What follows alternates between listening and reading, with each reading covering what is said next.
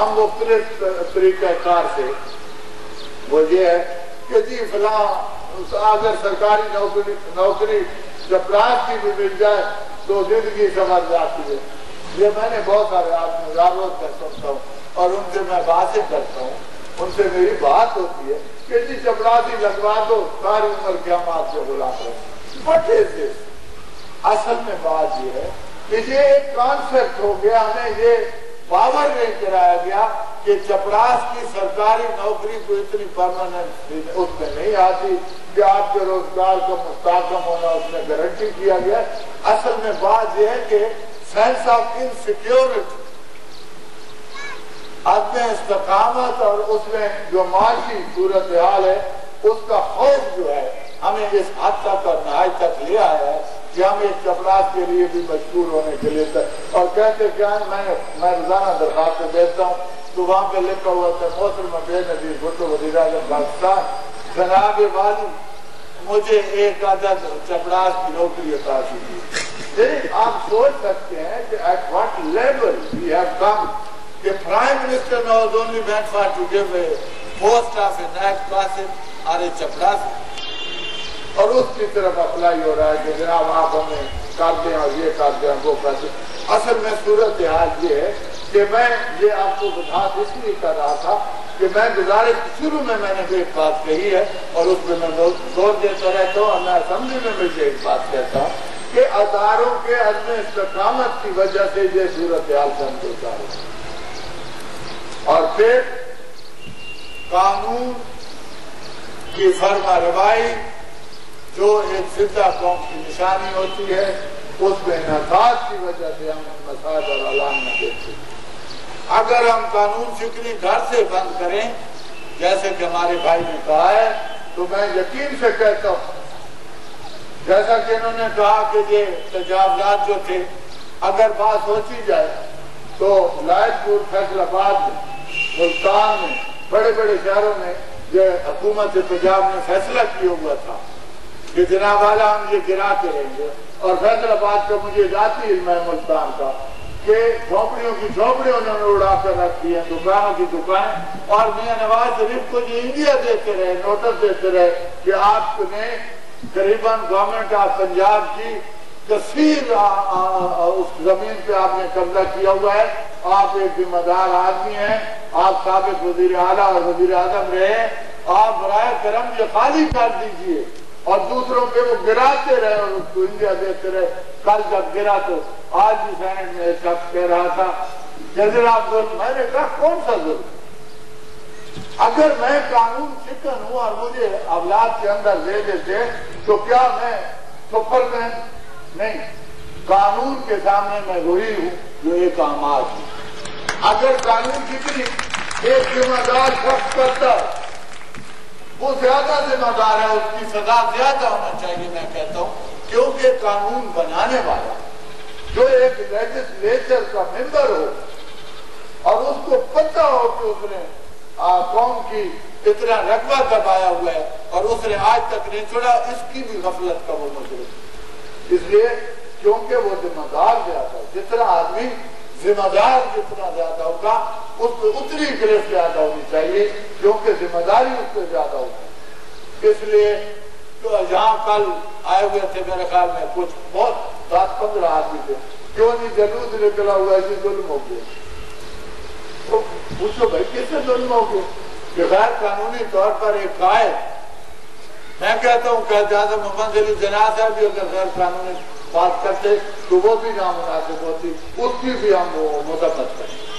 یہ اصولی بات ہے کہ اس شعوری طور پر یہ جو آپ بات کرے تھے, پہلے ہمیں شعوری دور میں داخل ہو, ہمیں سوچنا پڑے گا, چاہے ہمارے خلاف آئے بات یا حق میں آئے, چاہے ہمارا عزیز ہو یا نہ ہو, اگر وہ غلطی پہ ہے یا ہم غلطی پہ ہے تو اس کو نشاندہی ہمیں کرنی چاہیے.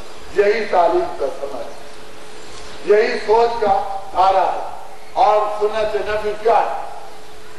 ورنہ تو ان وقت کے عرب جو کام کر رہے تھے, ایک معاشرہ موجود تھا, شادی بیاہ کرتے تھے, کھاتے پیتے تھے, ان وہ لباس پہنتے تھے, عبادت کرتے تھے, چاہے بتوں کی کرتے تھے. فرق صرف ایک تھا صرف ایک تھا اور وہ معمولی تھا. میں ابھی لفظ میں وہی لفظ استعمال ہوتے ہیں جو اس وقت کا might is right was the rule of time before prophet. Might is the right of rule. That was the rule of that era.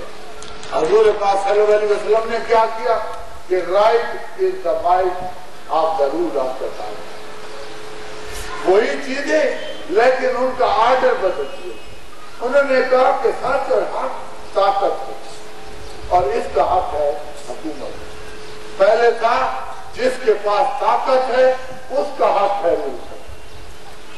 یہ باریک سے لفظ وہی ہے, سوچ وہی ہے, لیکن فرق یہ آیا کہ جو حقدار تھا اس کو حق ملا, جو ظالم تھا اس کا ہاتھ ٹوٹا, جو مظلوم تھا اس کا ہاتھ ٹوٹا. یعنی ایک simple change of that very big from one side to another. کچھ بھی اور اس کے علاوہ نہیں بدلا. بدلا صرف یہی کہ حقدار کو حق ملا اور وہ حق حاصل ہوا, اور جس کا حق نہیں تھا اس کو حضرت عمر بن عبدالعزیز کے نے خود اپنے بیٹے کے منہ سے ایک سیب چھین لیا کیونکہ اس کا حق نہیں.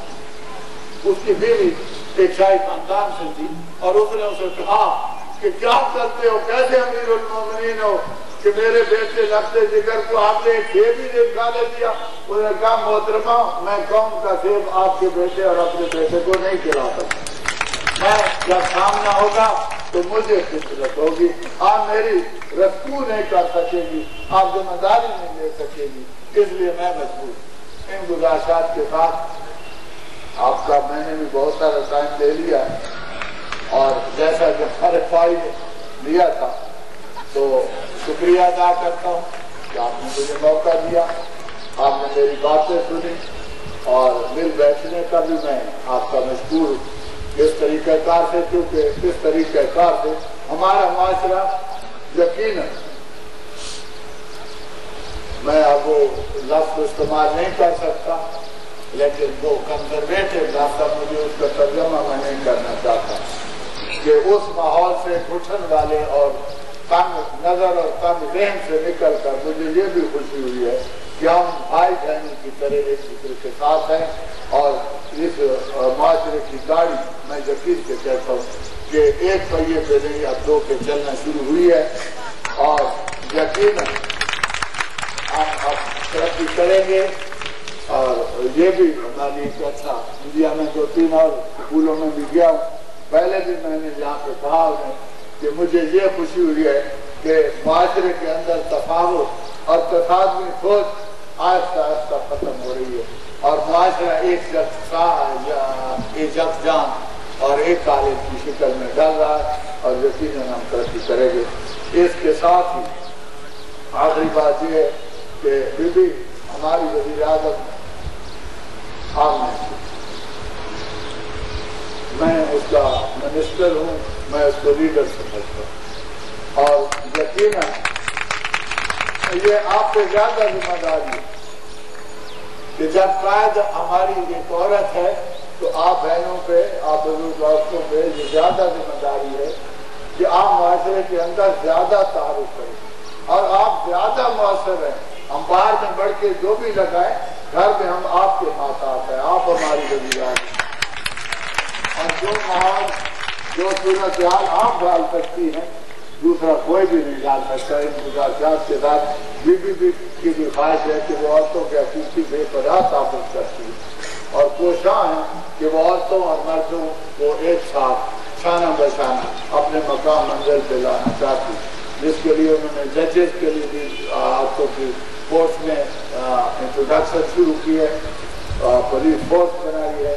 دوسری مردوں میں خیر ہر میں ان کی کوشش ہے کہ یہ معاشرہ بھی بدلے, معیشت بھی بدلے اور ہمارے اقتدار بھی بدلے اور ہمارا پاکستان